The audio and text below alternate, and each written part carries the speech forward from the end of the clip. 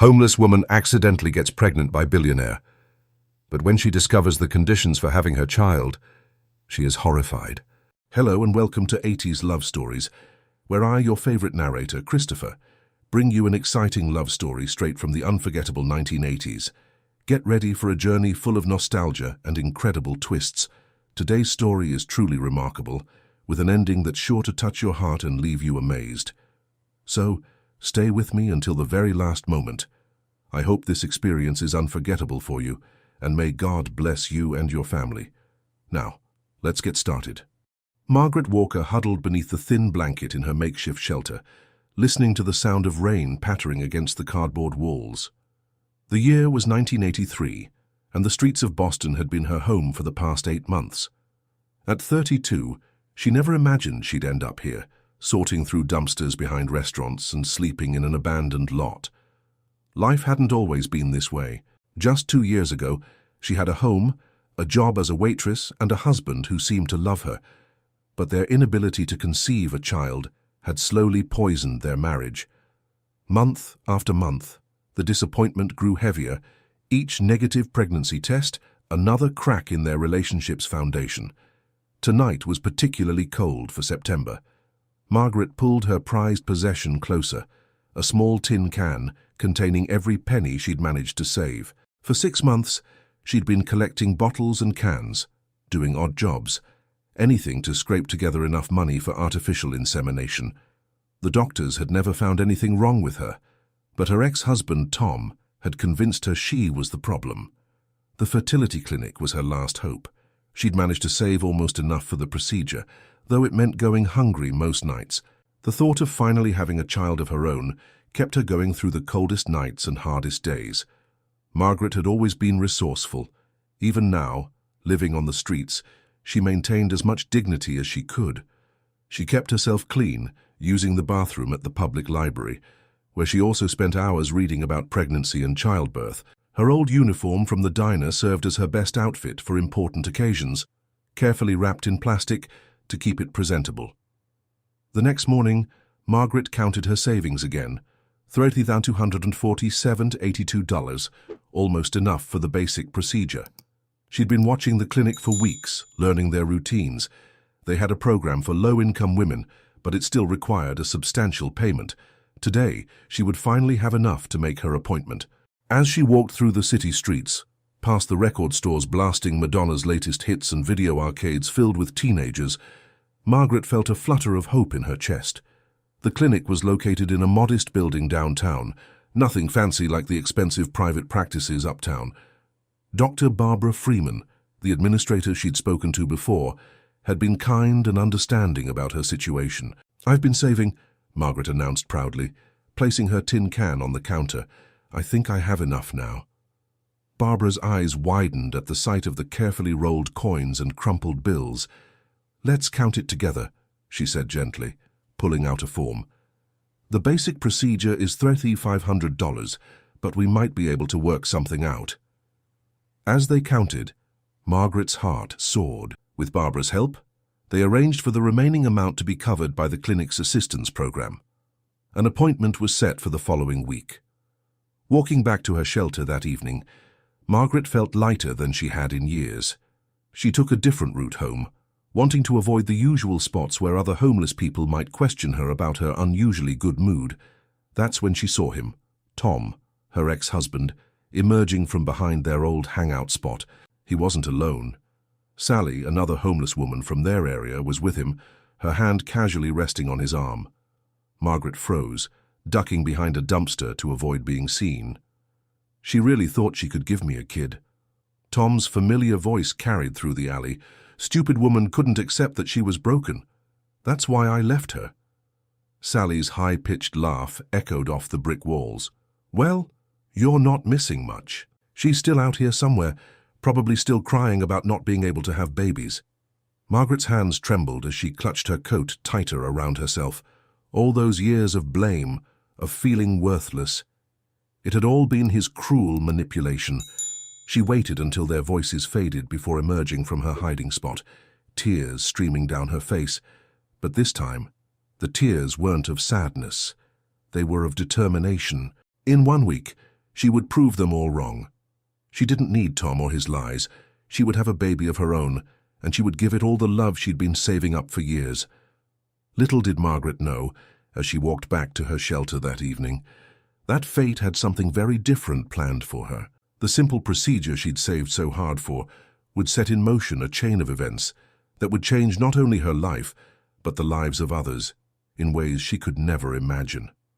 That night, as she lay in her makeshift bed, listening to the distant sound of cars and the occasional wail of a police siren, Margaret placed her hand on her flat stomach and whispered a prayer.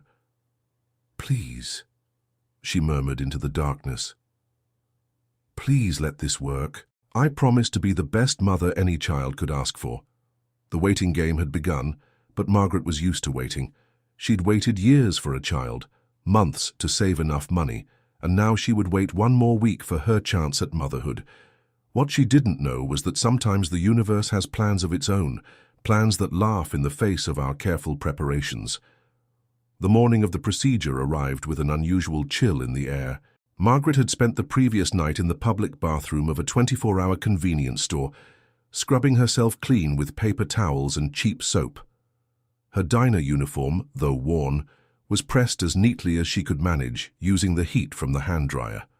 The waiting room of the clinic was nearly empty when she arrived, save for a couple of women in expensive suits thumbing through copies of Time magazine. A small television mounted in the corner played MTV videos on low volume, Madonna's Holiday, providing a subtle backdrop to the nervous energy in the room. Barbara greeted her with a warm smile, leading her to a small consultation room. "Now, Margaret, Dr. Chen will be performing the procedure today. We've had a last-minute staff change, but don't worry, everything will go smoothly." The consultation room smelled of disinfectant and something else Margaret couldn't quite place. As she waited, she could hear muffled voices from the hallway, catching fragments of a heated discussion. Wrong samples. Mix-up in the lab. Greene account. The door opened, and a harried-looking nurse rushed in, followed by a composed Dr. Chen. The nurse was clutching a metal container, her knuckles white against its surface. Margaret noticed the way the two exchanged glances, but in her nervous state, she dismissed it as normal medical procedure. "Mrs. Walker," Dr. Chen began, consulting her chart. "Everything is prepared. The procedure is relatively simple, and you'll be able to leave within an hour. Do you have any questions?" Margaret shook her head, her throat too tight with emotion to speak. This was it. Her chance at motherhood, at proving Tom wrong, at having someone to love unconditionally. The procedure itself was quick and uncomfortable, but not painful.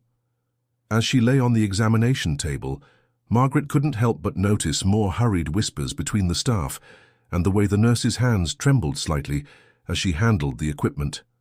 "All done," Dr. Chen announced, after what seemed like only minutes. "You'll need to rest for a bit, and then we'll go over your aftercare instructions." As Margaret rested in the recovery area, she overheard more fragments of conversation from the hallway, this time more distinct and alarming. Wrong sample was used. Edward Greene's deposit. Millions in research funding. Could lose everything. The name Greene meant nothing to Margaret at the time. She was too focused on the miracle that might be happening inside her body to pay attention to the panic in the voices outside. Barbara returned with discharge papers, her usually calm demeanor slightly ruffled.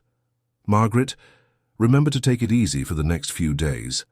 Come back in 2 weeks for a pregnancy test or sooner if you experience any unusual symptoms." That night, back in her shelter, Margaret lay awake, her hand resting on her stomach. The cardboard walls seemed to press in around her, but her heart was light with hope. She had done it, taken the first step toward her dream of motherhood. The next 2 weeks passed in a blur of anticipation. Margaret continued her usual routine of collecting bottles and cans, but now she had a new purpose. Every penny she saved would go toward her baby's future. She even started looking at the help-wanted ads in the newspaper, dreaming of finding a real job again. When she returned to the clinic for her pregnancy test, the atmosphere was noticeably different. The staff seemed on edge, and Barbara was nowhere to be seen.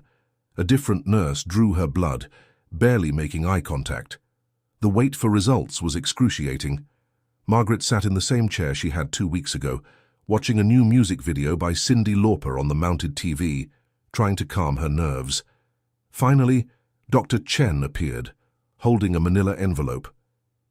"Mrs. Walker," she began, her voice carefully neutral, "your test came back positive. You're pregnant." Margaret's joy erupted in a sob of pure happiness. She barely heard the doctor's continued words about prenatal care and follow-up appointments. She was going to be a mother. But then Dr. Chen's tone changed, becoming more serious. "However, there's something we need to discuss. There was a situation during your procedure, a very serious situation." Margaret's elation began to fade as she watched Dr. Chen's face grow increasingly grave. The doctor glanced at the door, as if ensuring they were truly alone, before continuing. "The sample used in your procedure was not... It wasn't the one assigned to you. There was a mix-up in the lab that day. The sample belonged to someone else, someone who never intended for it to be used this way." The room seemed to spin as Margaret processed these words. "What does that mean?" she managed to ask, her voice barely a whisper. "It means," Dr. Chen said carefully, "that the biological father of your baby is Edward Greene, one of Boston's most prominent businessmen. He was storing samples here for research purposes, not for insemination. This is a very delicate situation." Margaret sat in stunned silence as Dr. Chen continued to explain, but the words seemed to blur together. Edward Greene, she vaguely remembered seeing the name in newspapers, usually accompanied by stories about corporate takeovers and million-dollar deals. "What happens now?" Margaret asked, her hand instinctively moving to protect her stomach. "Mr. Greene's lawyers will be contacting you. They'll want to discuss arrangements." "I'm so sorry, Margaret. We never meant for this to happen." As Margaret left the clinic that day, her joy at being pregnant was overshadowed by a growing sense of dread. She had no idea that at that very moment, in a luxurious office high above the Boston skyline, Edward Greene was receiving a phone call that would change both their lives forever. The autumn wind whipped around her as she walked back to her shelter, carrying not only the miracle of new life within her, but also the weight of an impossible situation. Her dream of motherhood had come true, but at what cost? And what would these arrangements mean for her and her baby? Edward Greene stood at the floor-to-ceiling windows of his office, staring at the Boston skyline without really seeing it. The phone call he'd just received from his lawyers had left him reeling. His genetic material, stored for research purposes at the clinic, where he was majority shareholder, had been used to impregnate a homeless woman. At 45, Edward had never planned on having children. His life was consumed by corporate acquisitions and maintaining his position as one of Boston's most influential businessmen. The wood-paneled walls of his office were adorned with awards and newspaper clippings chronicling his success, but none showed any hint of a personal life. "Sir," his secretary's voice crackled through the intercom, "Mr. Patterson from legal is here." "Send him in," Edward replied, straightening his tie and composing himself. James Patterson entered, carrying a thick manila folder. His Brooks Brothers suit and wire-rimmed glasses embodied the corporate precision Edward demanded from his team. "We've done a complete background check on Margaret Walker," Patterson began, opening the folder. 32 years old, former waitress, homeless for the past 8 months following a divorce. No criminal record, no living family. She's been saving for months to afford the fertility treatment. Edward picked up a framed Business Week cover featuring himself from his desk. His own stern face stared back at him, under the headline, "The Ice King of Boston." The nickname had always amused him before, but now it felt oddly uncomfortable. "What are our options?" he asked, setting the frame down. "We can offer her money to terminate," Patterson replied clinically. "Farciu, given her situation, we could arrange for her to carry the child to term under controlled conditions. Your connection would remain confidential, and we'd ensure the child is placed with a suitable family." Edward turned back to the window, watching a flock of pigeons scatter across the grey October sky. "Arrange a meeting," he said finally. "I want to see her myself before making any decisions." 2 days later, Margaret sat nervously in a conference room at the Greene Enterprises building. Her diner uniform, though clean, felt woefully out of place among the sleek modern furniture and abstract art. The wall-mounted television played CNN business news on mute, stock tickers scrolling endlessly across the bottom of the screen. The door opened, and Edward Greene entered. In person, he was taller than his magazine photos suggested, his dark hair showing traces of grey at the temples, his eyes, a startling shade of blue, fixed on Margaret with an intensity that made her want to shrink into her chair. "Mrs. Walker," he said, his voice surprisingly soft. "I appreciate you coming here today." Margaret watched as he took the seat across from her, noting how his custom-made suit probably cost more than she'd ever made in a year at the diner. "I didn't have much choice," she replied quietly. Edward studied her for a moment. Despite her circumstances, there was a dignity in her posture, a determination in her eyes that he hadn't expected. This wasn't the desperate opportunist his lawyers had painted her to be. "The situation is unprecedented," he began carefully. "I want to assure you that you'll be well compensated for your cooperation in resolving it." Margaret's hands instinctively moved to her stomach. "What exactly does resolving it mean, Mr. Greene?" "There are several options we can discuss," he replied, sliding a document across the table. "My lawyers have prepared various scenarios." "I'm keeping this baby," Margaret interrupted, her voice firm despite her trembling hands. "I've wanted to be a mother my whole life. I saved every penny I could find for months to make this happen. I know this isn't what you intended, but this child is a miracle to me." Edward leaned back, surprised by her directness. In his world of corporate dealings and hostile takeovers, people rarely spoke to him with such raw honesty. "Mrs. Walker," he said, choosing his words carefully, "this isn't just about what you want. My position, my reputation, your reputation." Margaret's voice cracked slightly. "This is about a child, a life, not a corporate merger." Something in her words struck a chord in Edward. He found himself remembering his own childhood in the sprawling green mansion, surrounded by wealth but starved for genuine affection. His parents had been too busy with social obligations and business dealings to spend time with their only son. "What exactly do you want?" he asked, genuine curiosity creeping into his voice. Margaret straightened in her chair.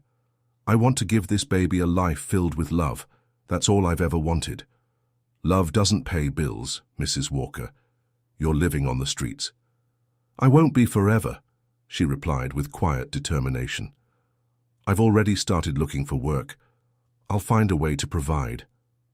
Edward stood and walked to the window, his mind racing. The simplest solution would be to write her a check large enough to make her disappear. It's what his lawyers would advise. It's what any sensible businessman would do.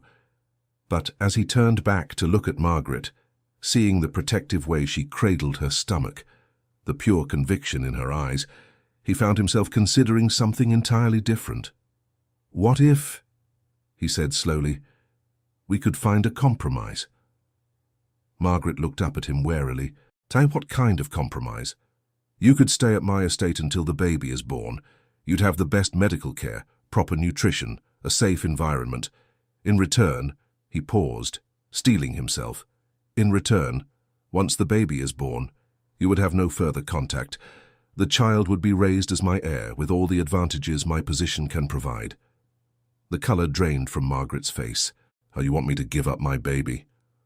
"I'm offering your child a life of privilege and opportunity," Edward replied. "Isn't that better than raising them in poverty?" Margaret stood up so suddenly, her chair scraped loudly against the floor. "A life without love isn't a life at all, Mr. Greene. I've lived on the streets, yes, but I know what love is. Can you say the same?" The question hung in the air between them, sharp as a blade. Edward found himself unable to respond, watching as Margaret walked to the door, her head held high despite the tears threatening to spill from her eyes. "Mrs. Walker," he called out just as she reached for the handle, "don't make any decisions yet. Please, give me 24 hours to revise my proposal." Margaret paused, her hand on the door. Without turning around, she nodded once, then left the room. Edward remained standing by the window long after she'd gone, watching the sun set over the city. For the first time in years, the emptiness of his success seemed to echo through his bones. The Ice King of Boston had met someone who saw right through his carefully constructed walls, and he wasn't sure whether to be terrified or grateful. That night, for the first time in years, Edward Greene couldn't sleep. He paced the marble floors of his mansion, Margaret's words echoing in his mind. The house felt impossibly large and empty, its pristine rooms preserved like museum exhibits rather than lived-in spaces. In his study, he pulled out an old photo album, something he hadn't looked at in decades. There he was as a child, always perfectly dressed, always alone. His parents appeared in formal portraits, their faces stern and distant. Was this the life he wanted to give another child? The next morning he made his decision. His secretary arranged another meeting with Margaret, this time in a small cafe rather than the intimidating corporate headquarters. He arrived early, watching through the window as she approached, noticing how she straightened her worn uniform before entering. "Thank you for coming," Edward said, standing as she reached the table. "Sam, please, sit." Margaret settled into the chair, eyeing the untouched cup of coffee in front of her. The cafe buzzed with morning activity, the radio playing Tina Turner's "What's Love Got to Do With It" softly in the background. "I spent last night thinking about what you said," Edward began, his usual corporate confidence replaced by something more hesitant. "About love, about giving this child a life that means something beyond material success." Margaret remained silent, waiting for him to continue. "My new proposal is this. Yes, I want you to stay at my estate during the pregnancy. You'll have the best medical care, your own suite of rooms, everything you need. But," he paused, taking a deep breath, "I'm not asking you to give up the baby anymore." Margaret's eyes widened. "So, what exactly are you suggesting?" "I'm suggesting we raise this child together," Edward said, the words feeling strange on his tongue. "Not as a couple," he added quickly, seeing her startled expression, "but as two people committed to giving this child both love and opportunity.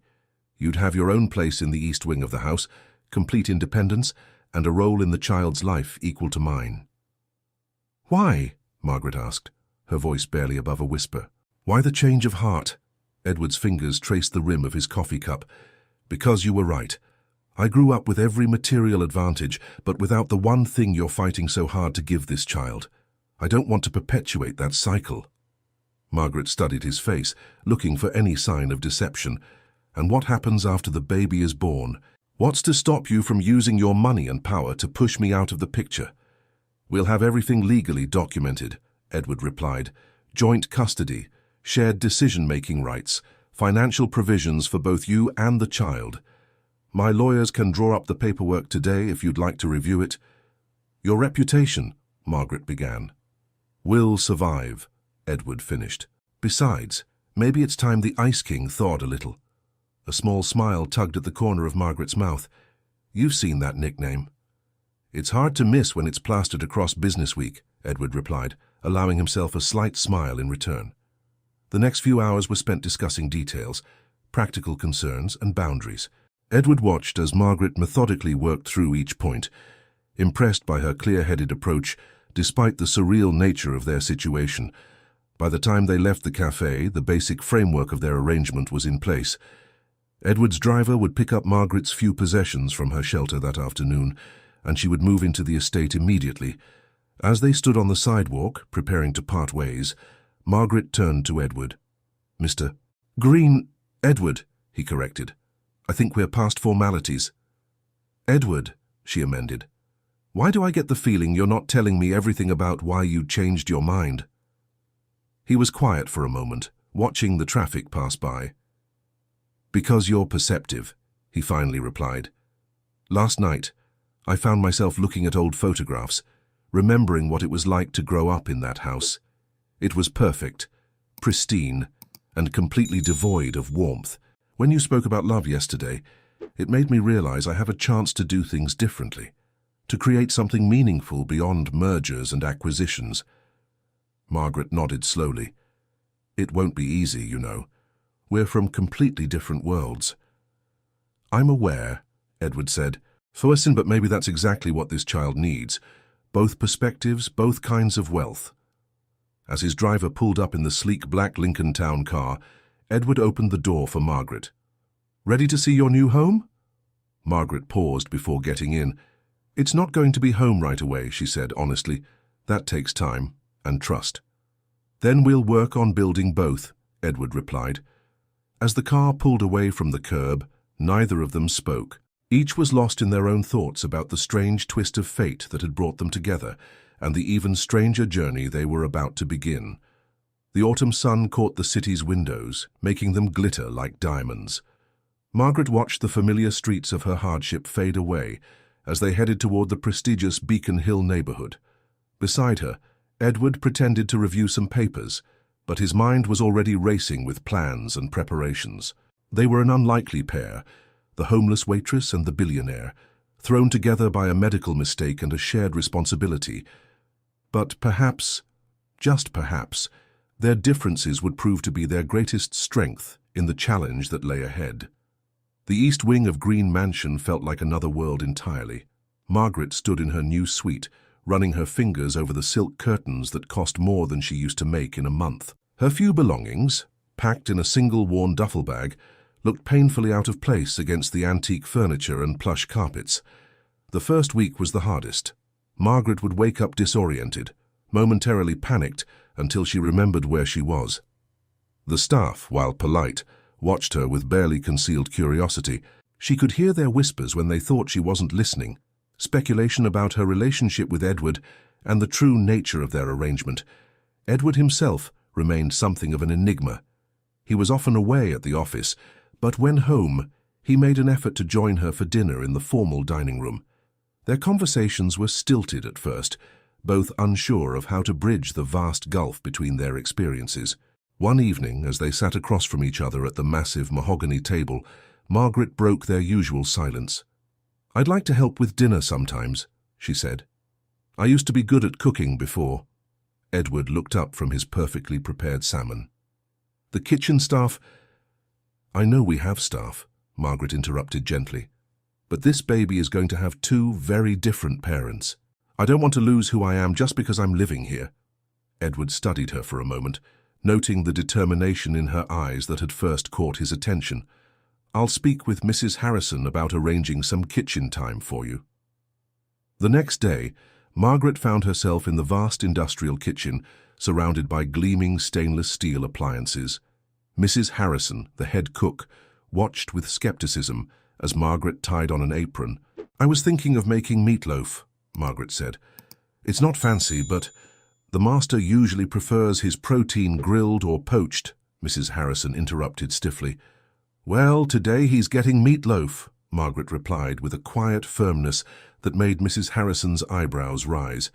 That evening, Edward stared at the humble dish before him, steam rising from the home-style comfort food. "I haven't had meatloaf since college," he admitted, taking a careful bite. His eyes widened slightly. "This is actually quite good." Margaret smiled, remembering the long hours she'd spent perfecting this recipe during happier times. Sometimes the simplest things are the best. As autumn deepened into winter, Margaret's pregnancy progressed normally. Dr. Chen, still mortified by the original mix-up, made house calls for checkups. The baby was healthy, growing right on schedule. Margaret's body changed, and Edward quietly arranged for a personal shopper to provide appropriate maternity clothes, though he was careful to respect her wishes for simple, practical items. One snowy December evening, Margaret was reading in the library when Edward returned home earlier than usual. She'd claimed this room as her favorite, often spending hours among the leather-bound volumes that smelled of history and wisdom. "How are you feeling?" he asked, settling into the armchair across from her. "We're good," Margaret replied, touching her growing belly. "The morning sickness is finally gone." Edward nodded, then seemed to hesitate. "I've been thinking, would you be interested in taking some business classes, online courses, or perhaps a tutor could come here?" Margaret lowered her book. "Why?" "Because regardless of our arrangement, this child will be heir to a significant corporation. It might be helpful if both parents understood the business world." Margaret marked her place in the book carefully before responding.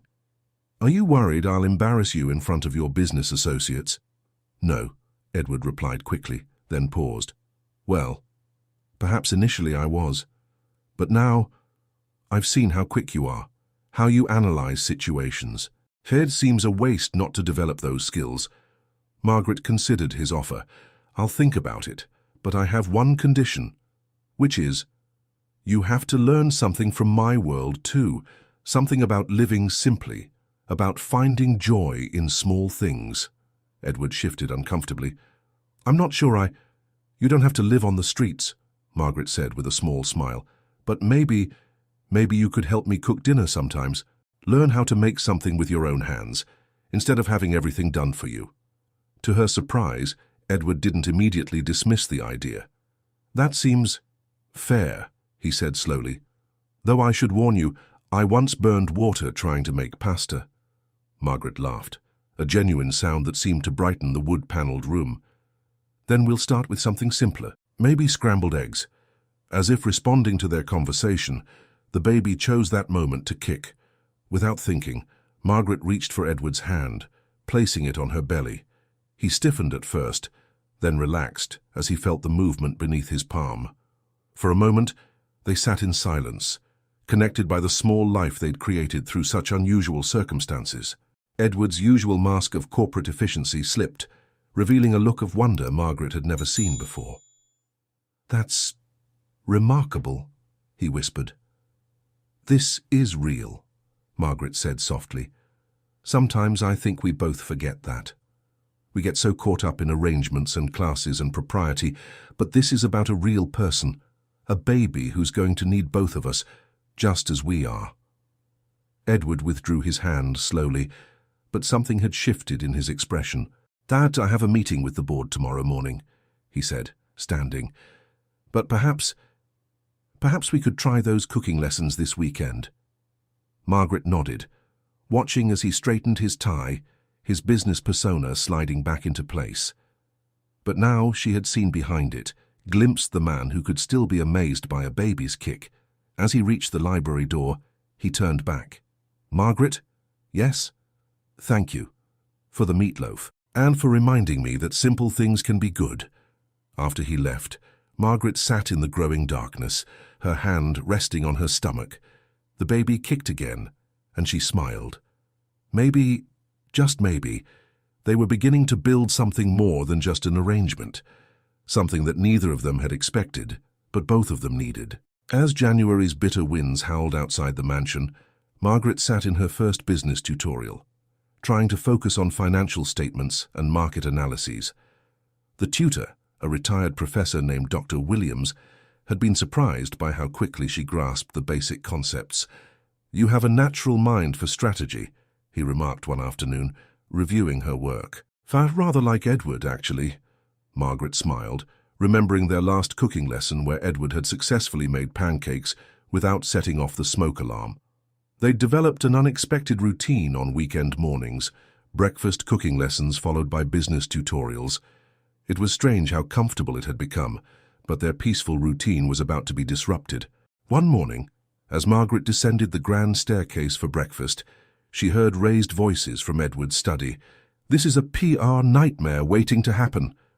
A man's voice she didn't recognize carried through the heavy door. The board is concerned, Edward. A homeless woman carrying your child, living in your house. The rumors are already starting. James, we've been through this. Edward's voice was firm. The arrangements are made. Legal documents are signed. Legal documents don't stop scandal. What happens when the media gets hold of this? Billionaire's one-night stand with homeless woman. Greene Enterprises. Airborne in scandal. Margaret's hand instinctively went to her stomach, now prominently showing at 6 months. She hadn't considered how their situation might look to outsiders. That's enough. Edward's voice had taken on the icy tone she hadn't heard since their first meeting. Margaret Walker is the mother of my child. She will be treated with respect. The board is meeting next week. They're going to want answers, Edward. Your majority shareholding won't protect you from everything. Margaret hurried past the study, her appetite gone. She spent the morning in the library, trying to lose herself in books but finding her mind wandering to the conversation she'd overheard. By afternoon, snow had started falling, coating the grounds in white silence. She was still there when Edward found her hours later. He stood in the doorway for a moment, watching her pretend to read. "You heard James Patterson this morning, didn't you?" he asked quietly. Margaret nodded, not looking up. "I'm causing problems for you." "No." Edward crossed the room to sit opposite her. "You're not the problem. The narrow-mindedness of others is the problem. Maybe," Margaret hesitated, closing her book, "maybe we should rethink things. I could move out, find a small apartment. We could still share custody, but it would be less complicated." "Stop," Edward interrupted. His voice was gentle but firm. "Do you remember what you told me about living without love? About how all the privilege in the world means nothing without genuine connection?" Margaret nodded slowly. "For these past months," Edward continued, "watching you make this house feel like a home, learning to cook even though I'm terrible at it, feeling the baby kick. I've experienced more real life than in all my years of corporate success." He stood and walked to the window, watching the snow fall. "The board can think what they want. My reputation can take the hit, but I won't go back to that empty existence." "Edward," Margaret said softly, "I don't want to cost you everything you've worked for."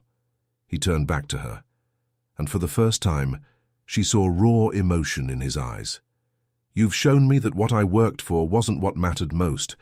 This child, this strange family we're creating, that matters more."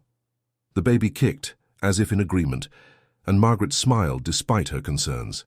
"So what do we do?" "We face it together," Edward said simply. "I'll handle the board. You focus on growing our child and teaching me how not to burn water." That weekend, instead of their usual cooking lesson, Edward had a different plan. He led Margaret to the mansion's enormous attic, a space she hadn't yet explored. "I thought," he said, pushing open the heavy door, "we might look for some things for the nursery. My mother stored everything up here." The attic was a treasure trove of history. Together they found an antique cradle, hand-carved with delicate designs. Edward told her how it had been in his family for generations. Each green child rocked to sleep in its gentle curves. As they cleaned the cradle together, Margaret noticed Edward's hands, usually so steady with corporate documents, trembling slightly as he touched the smooth wood. "I was the last baby to sleep here," he said quietly. "My mother. She had complications after my birth. Couldn't have more children. I think that's partly why they became so distant. I was their only chance, and they were terrified of anything happening to me. So they protected me with rules and expectations instead of love." Margaret placed her hand over his on the cradle's edge. "We'll do better," she promised. "This baby will have both, protection and love." Edward looked at their hands, then at Margaret's rounded belly. In that moment, something shifted between them, something neither was ready to name, but both could feel. Later that night, as Margaret prepared for bed, she heard music drifting up from the study. Following the sound, she found Edward sitting at his desk, an old record player spinning nearby, Frank Sinatra's velvet voice filling the room. "My mother used to play this," he said without looking up. "On the rare evenings when she'd let her guard down, when father was away on business." Margaret settled into one of the leather chairs, letting the music wash over them both. "Tell me about her," she said softly, and so, in the quiet of the winter night, Edward began to share stories he'd never told anyone, about his mother's hidden love of jazz, his father's secret candy drawer, the small moments of warmth that had existed between the formal portraits and society parties. As they talked, the snow continued to fall outside, blanketing the world in white silence.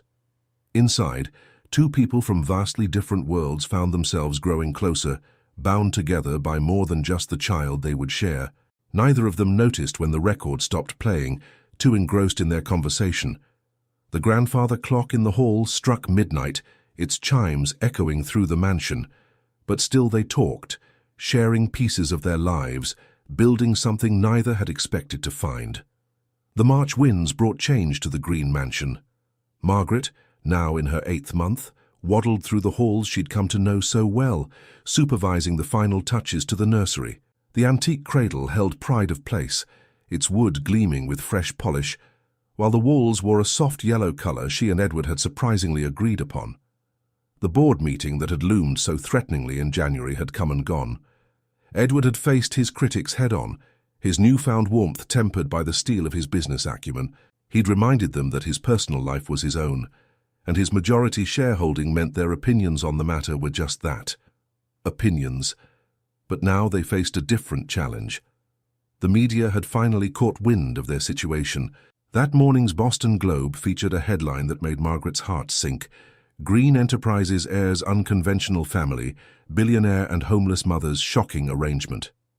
"Don't read that trash," Edward said, finding her in the library with the newspaper. He took it from her hands and tossed it into the fireplace. "They don't understand." "No one does," Margaret replied softly. "Sometimes I don't even understand. Look at us, the homeless waitress and the billionaire, playing house and preparing for a baby." "We're not playing," Edward said, his voice firm. "This is real, more real than anything I've known." Before Margaret could respond, she felt a sharp pain that made her gasp. Edward was at her side instantly, his face concerned. "It's too early," she whispered, fear creeping into her voice. But the baby had other plans. Within hours, Margaret was in the private wing of Boston Memorial Hospital, Edward pacing nervously outside her room while doctors monitored her condition. The baby was coming, ready or not. Through the long hours of labor, Edward never left the hospital. He sent his secretary to cancel meetings, ignored calls from the board, and focused solely on the periodic updates from the medical staff. When he was finally allowed in to see Margaret, he found her exhausted but alert. "Edward," she said, her voice weak but urgent, "if anything happens—" "Nothing will happen," he interrupted. "Listen to me," she insisted. "If anything happens, promise me you won't raise our baby like you were raised. Promise me there will be love, not just privilege." Edward took her hand, surprising them both with the gentleness of his touch. "I promise, but you're going to be here to make sure I keep that promise." The labor progressed through the night. In the early hours of the morning, when the city was still dark and quiet, their daughter was born. She was small but healthy, with Edward's blue eyes and Margaret's determined chin. As Edward held his daughter for the first time, something inside him shifted permanently. The Ice King of Boston melted completely in the face of this tiny being who gripped his finger with surprising strength. "She needs a name," Margaret said softly from the bed. "Taisha Hope," Edward replied without hesitation, "because that's what she's given both of us." The nurses took Hope to the nursery, leaving Edward and Margaret alone. In the quiet of the hospital room, with dawn just beginning to paint the sky, they found themselves at another crossroads. "Things will be different now," Margaret said, watching Edward's profile against the growing light. "Yes," he agreed, turning to face her, "but not in the way you're thinking. These past months, watching you transform my house into a home, learning to see life through your eyes. I've changed, Margaret, in ways I never expected." "Edward, let me finish," he said, moving closer to her bed. "You came into my life because of a mistake, but staying there was a choice. Your strength, your compassion, your ability to find joy in simple things, you've taught me more about living than all my years of success ever did."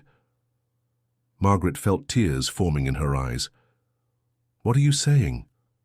"I'm saying that the arrangement we made, separate lives under one roof, it's not enough anymore. Not for me." Edward took a deep breath. "I'm asking if you'd consider making our unusual family a bit more conventional." Margaret's heart skipped a beat. "Are you asking what I think you're asking?" "I'm asking if you'll marry me," Edward said simply.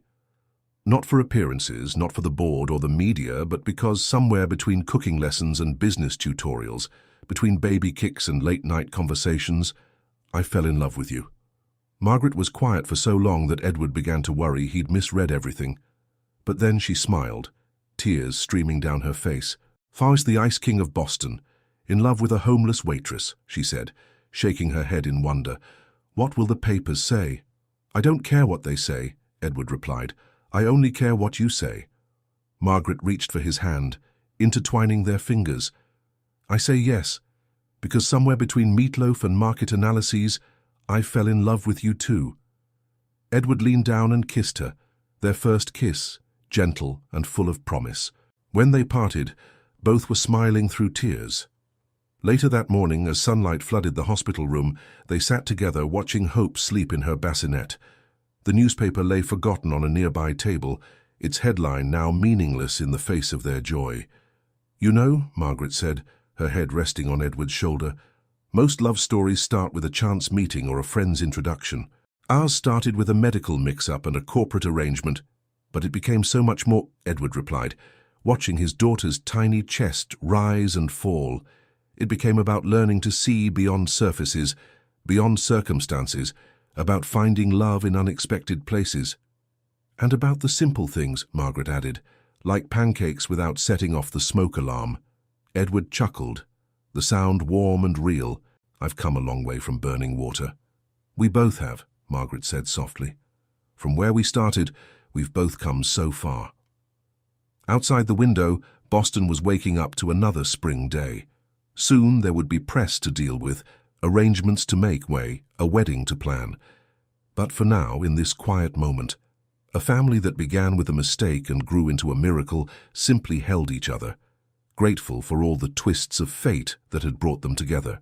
Hope slept on, unaware that her very existence had melted an Ice King's heart and given a homeless woman a home. She didn't know that she represented the best of both her parents, Edward's determination and Margaret's compassion, his strength and her warmth. She would grow up knowing both privilege and humility, learning the value of both success and simplicity. But most importantly, she would grow up surrounded by love, the one thing both her parents had missed in their own childhoods, and the one thing they were determined to give her in abundance.